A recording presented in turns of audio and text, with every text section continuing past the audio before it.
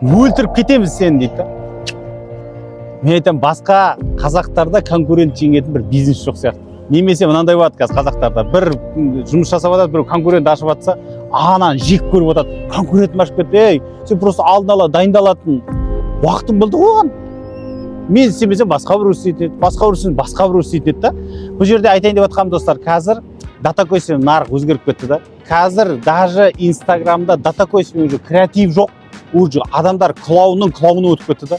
Жаңағы хейтердің несін жинаудың бәрін жасап кетті да. Сұрақ онда емес. Сұрақ, сен қазір келген продукттың екіншісі біреу копировать етіп жатыр.